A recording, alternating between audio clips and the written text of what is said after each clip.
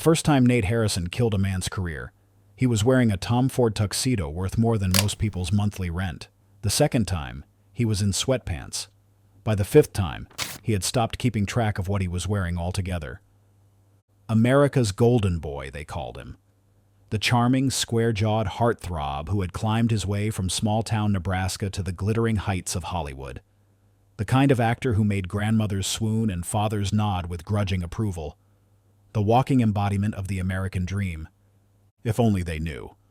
The Los Angeles sky burned orange as Nate stood on the balcony of his Bel Air mansion, nursing a glass of bourbon that cost more than what most people made in a day.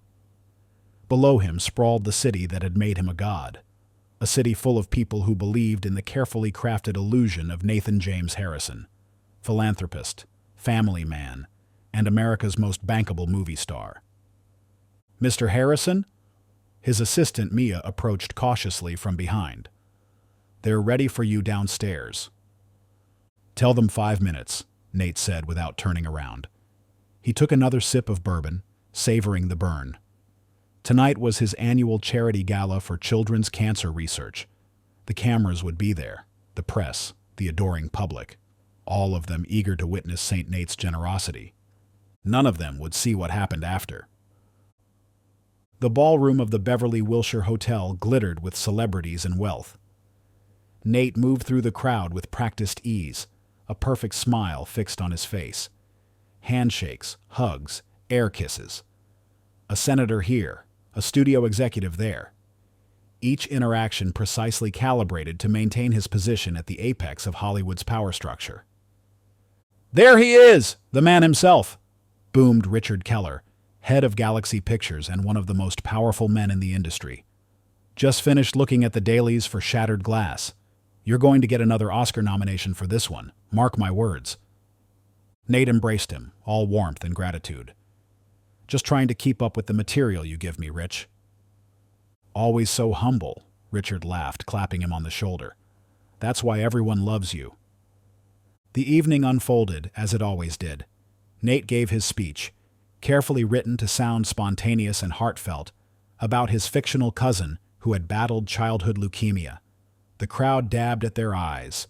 He announced his personal donation of $5 million. The crowd applauded. A successful night by all metrics. It was 11:30 p.m. when Nate slipped away from the gala, leaving through a service entrance where his driver waited with a black Escalade.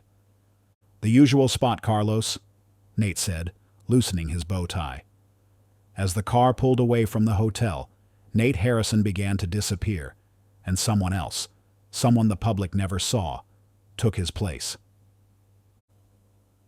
The club was hidden beneath an unassuming storefront in a part of Los Angeles that never made the tourist maps. No name on the door, just a burly man who nodded once at Nate before letting him inside. The contrast between the children's charity gala and this place couldn't have been more stark. In here, the air was thick with expensive cigar smoke and the scent of even more expensive perfume. Men in suits worth small fortunes leaned close to speak with each other, making deals that would never see paperwork. Women in barely their dresses circulated with trays of drinks and substances that didn't come from the bar. Harrison. The voice belonged to Vincent Caruso, a man whose official business was real estate development, but whose actual business was known only to people in rooms like this. "Come, join us." Nate made his way to Vincent's table, where 3 other men sat around a spread of bottles and powders. One was a tech billionaire who had been accused of fraud so many times the allegations had become background noise. Another owned a chain of hotels rumored to be fronts for human trafficking. The third was a judge who had mysteriously acquired several vacation homes on his government salary. "Gentlemen," Nate said, sliding into an empty chair. "Sorry I'm late. Had to feed the masses their feel-good story for the night." Vincent laughed. "How much did you donate this time?" $5 million, Nate said with a smirk. "Tax deductible, of course. And conveniently, about half of it will end up funneled back through Harrison Productions once I convince the foundation to produce that documentary I pitched them." "You're a goddamn artist, Nate," the tech billionaire said admiringly. "Not just on screen." "Speaking of art," Vincent said, lowering his voice, "did you deal with that situation we discussed?" Nate's expression hardened slightly. Consider it handled. She won't be speaking to anyone. 2 weeks earlier, a young actress named Lily Chen had threatened to go public with allegations about Nate's behavior on the set of their last film together. What she didn't understand was that Nate Harrison wasn't just an actor. He was a node in a vast network of power and influence that extended far beyond Hollywood.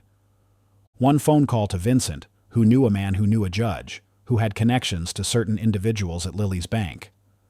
And suddenly, Ms. Chen found herself facing mysterious fraud charges.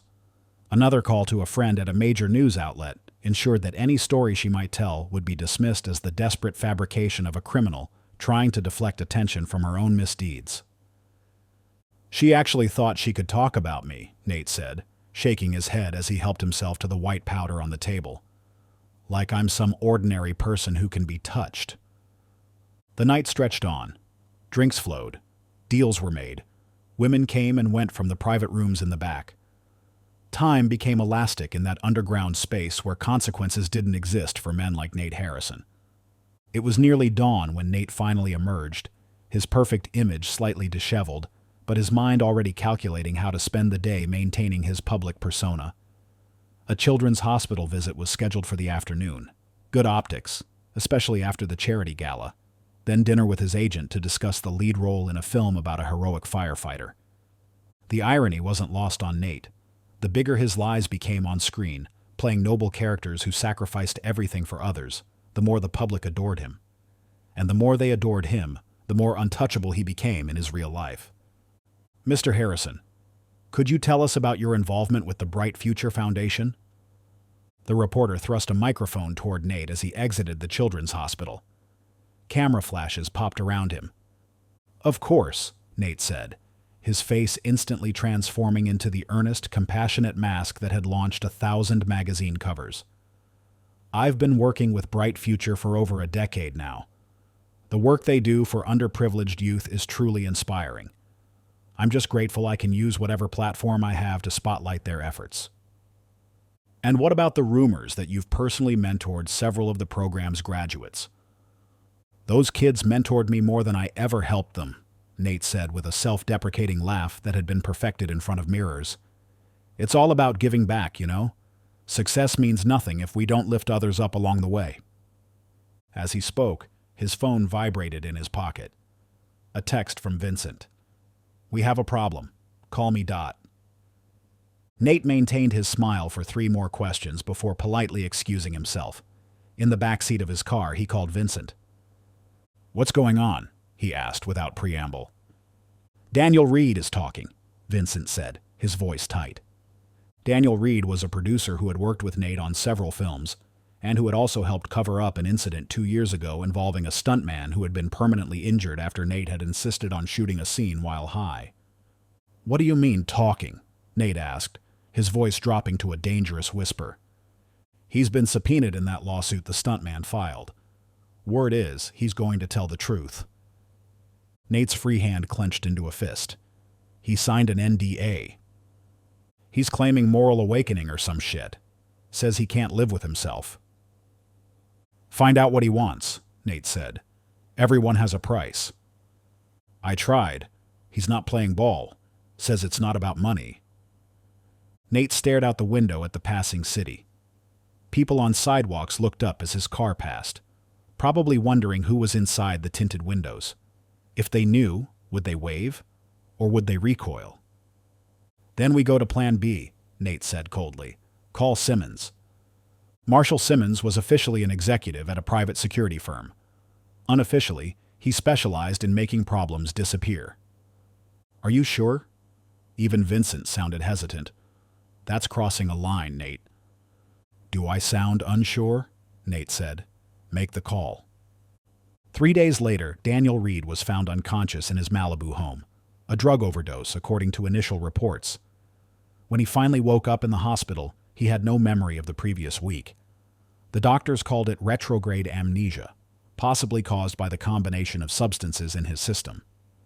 The stuntman's lawsuit quietly settled for an undisclosed sum, with an ironclad confidentiality agreement.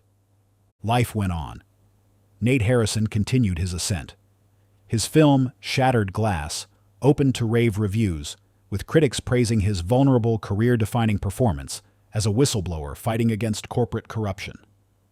The irony made Nate laugh when he was alone. Detective Lisa Mercer had been with the LAPD's Major Crimes Division for 15 years. She had seen enough celebrity cases to know that justice worked differently for the rich and famous. But something about Nate Harrison had always struck her as off. Too perfect, too polished, like a mannequin someone had brought to life. "You're obsessed," her partner Rodriguez told her as she pored over files on her desk. "The guy donates millions to charity. He visits sick kids. He's never even had a DUI.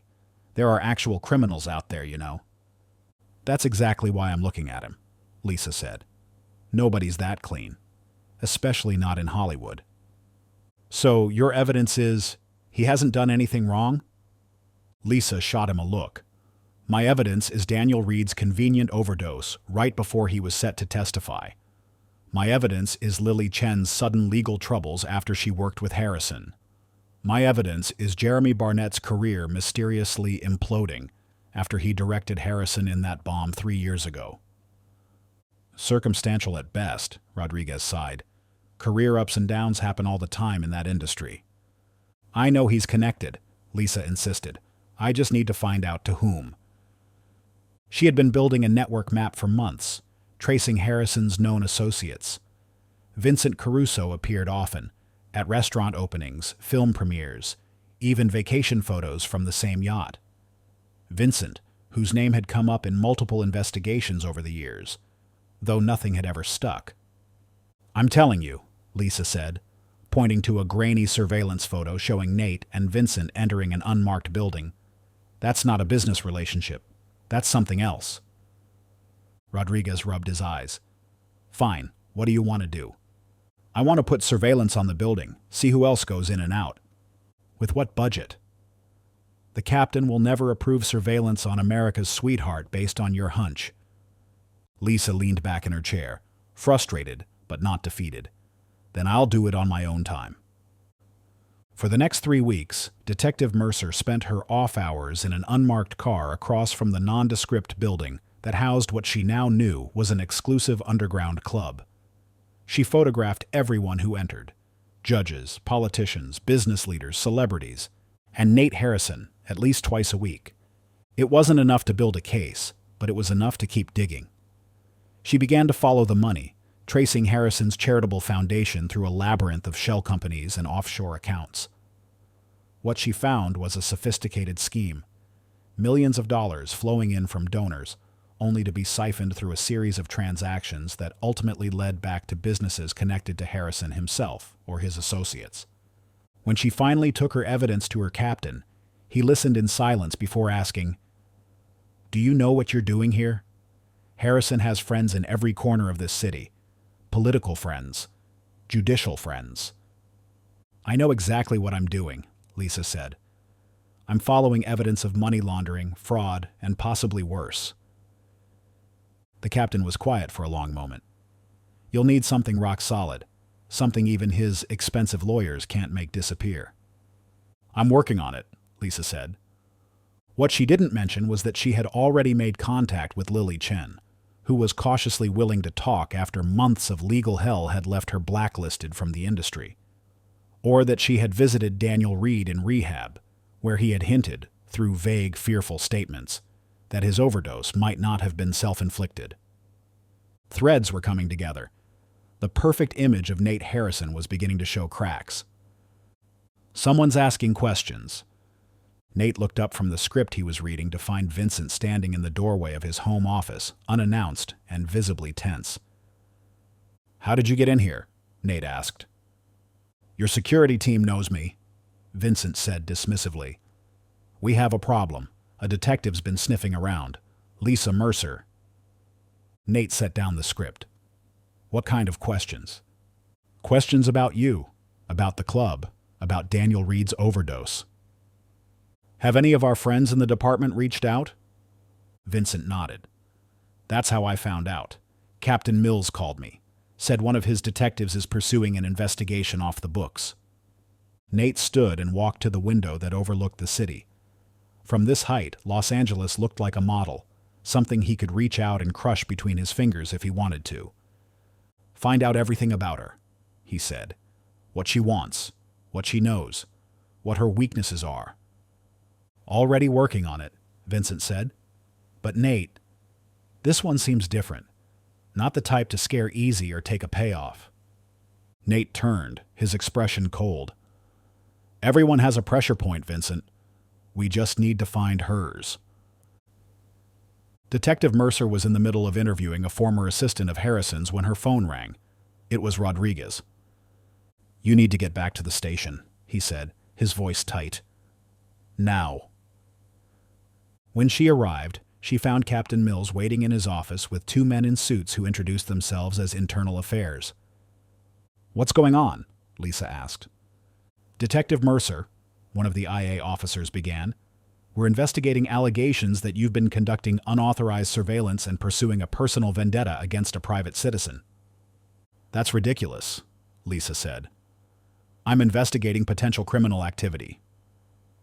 "Without authorization," Captain Mills pointed out, "using department resources." "I've been doing this on my own time," she protested. "But accessing department databases to run background checks," the other IA officer countered. "We have the logs." Lisa felt a chill. Someone had been watching her moves carefully. Someone with access. "Your badge and gun," Captain Mills said, extending his hand. "You're suspended pending investigation." As she surrendered her weapon and shield, Lisa realized just how far Nate Harrison's influence reached. But suspension also meant she no longer had to play by department rules. The knock on Nate's door came at 3 a.m., 3 days after Detective Mercer's suspension. "Mr. Harrison," his head of security said apologetically through the bedroom door. "There's someone at the gate. Says she needs to speak with you personally." "At this hour?" Nate growled. "Who is it?" "A woman named Lisa Mercer. Says she's a detective." Nate went very still. Then he sat up and reached for his phone. No messages from Vincent or any of his usual fixers warning him of this. Either they didn't know, or something had gone very wrong.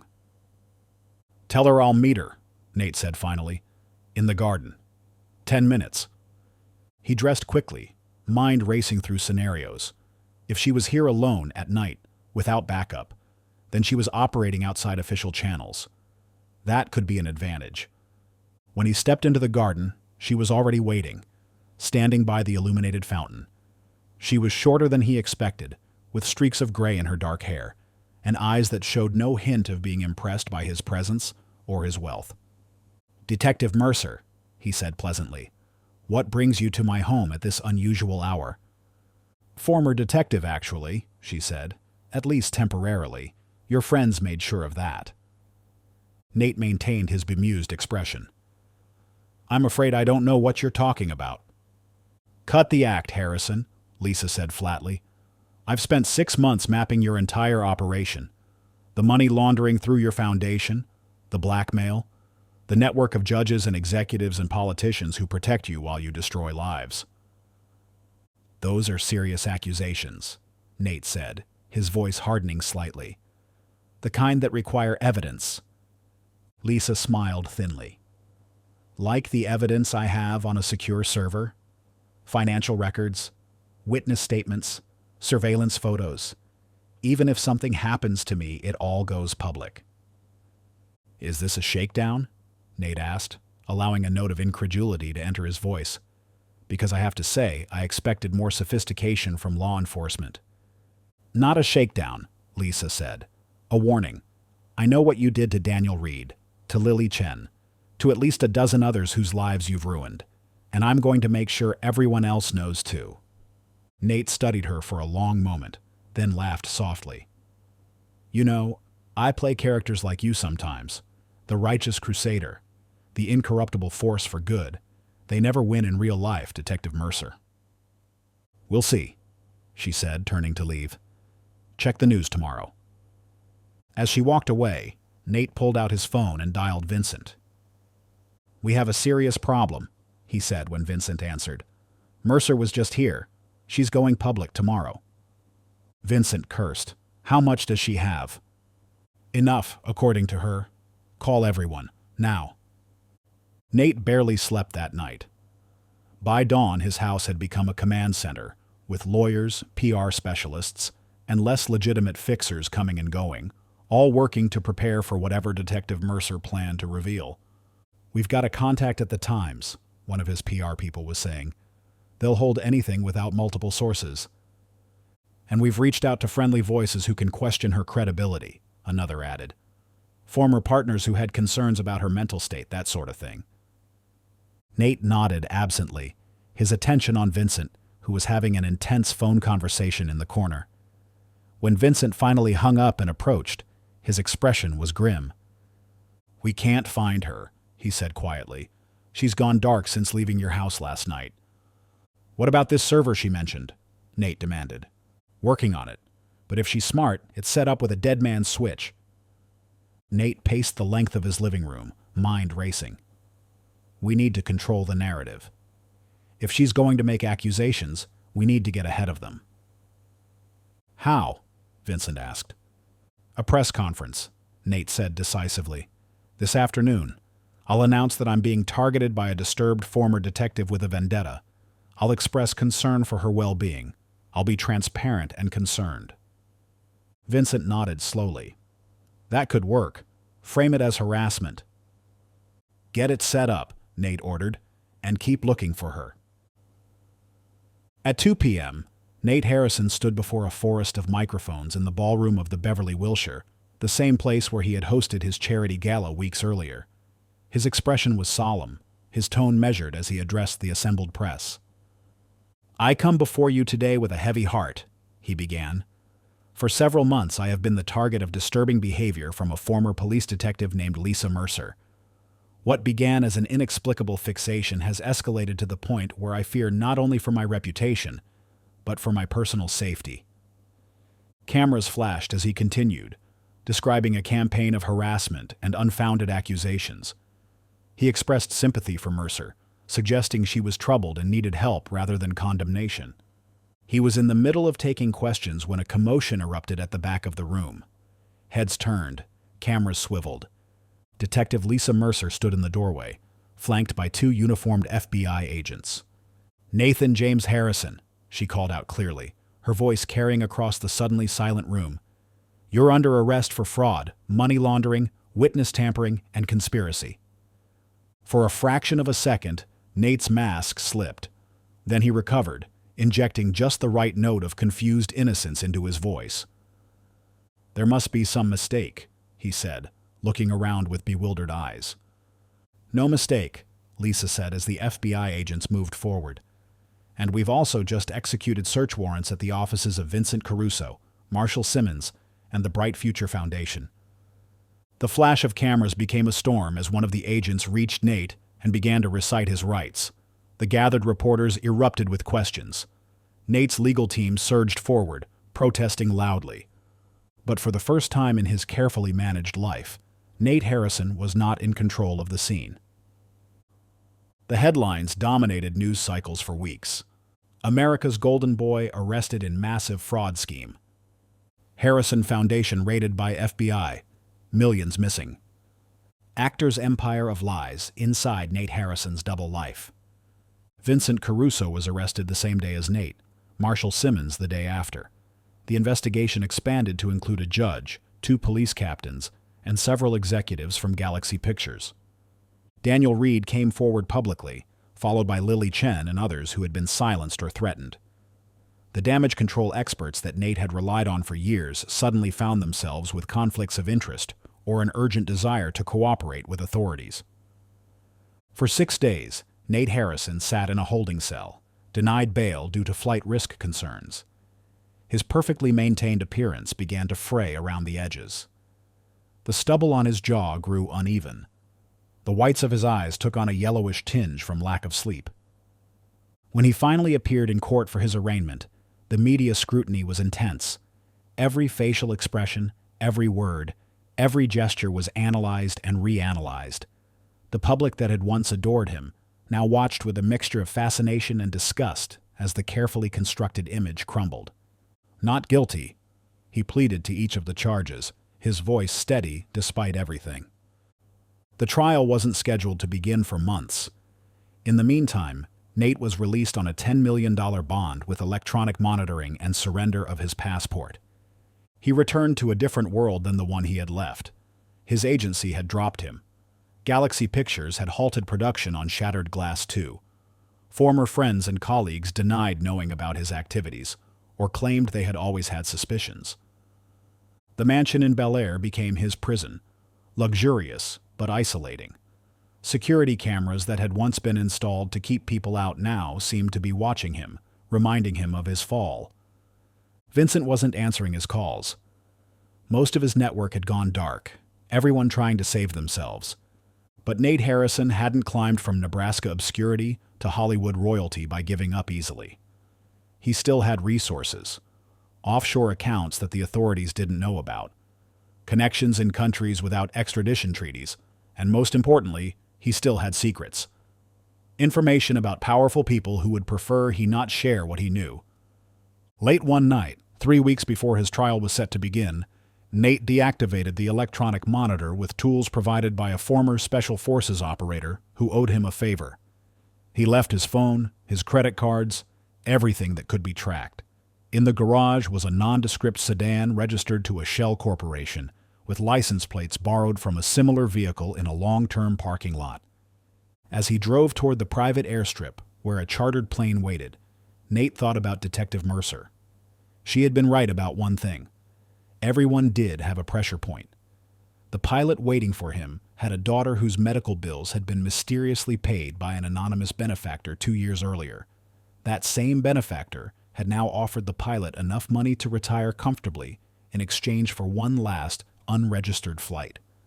By the time the authorities realized he was gone, Nate Harrison would be in a country with beautiful beaches, no extradition agreement with the United States, and a government official whose gambling debts had once been erased by a Hollywood star with a generous nature. The media would call it a dramatic escape. They would speculate endlessly about how he had pulled it off, where he had gone, whether he would ever face justice. Nate preferred to think of it as his greatest performance yet. After all, Hollywood loved a comeback story. And even in exile, with the right script, the right connections, and the right pressure points, anything was possible.